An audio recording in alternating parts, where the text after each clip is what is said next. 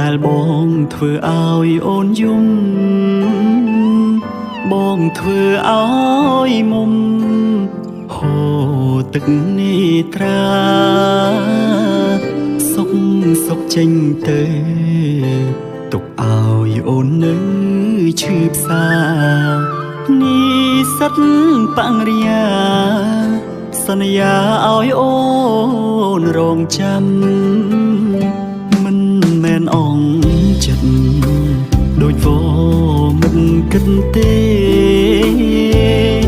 មិនមែនព្រោះគេជាកូនមន្ត្រីរត់តុកអាហារក៏បងនៅតែស្នេហ៍ស្រីប៉ុន្តែអ្វីមិនដូចការគិតឡើយថ្ងៃមួយមកដល់នេះមើលនឹងយកចិត្តបងរឿងរ៉ាវកន្លងបងគ្មានបំណងទេរុំតែស្រឡាញ់បងខំបែកពីមាទុំឱកាសឲ្យគេមើលថែជំនួសបងវិញសូមអូនដកចិត្តនេះសិតអូនធ្លាប់ស្នេហាយើងមានវាសនា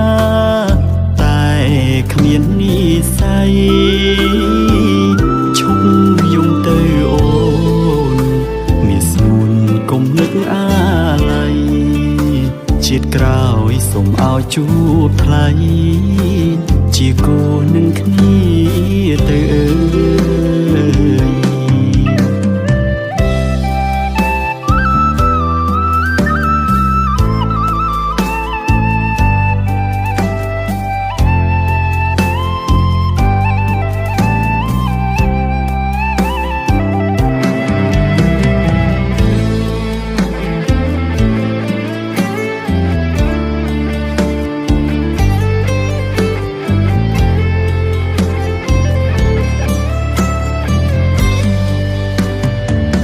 ថ្ងៃមួយមកដល់នេះមើលនឹងយកចិត្តបងរឿងរ៉ាវកន្លងបងគ្មានបំណងទេរុំតែស្រឡាញ់បងខំបែកពីមាទុំឱកាសឲ្យគេមើលថែជំនួសបងវិញសូមអូនដកចិត្តនេះសិតអូនធ្លាប់ស្នេហាយើងមានវាសនាតែគ្មាននិស្ស័យឈប់យំទៅអូនមានស្នួនកុំនឹកអា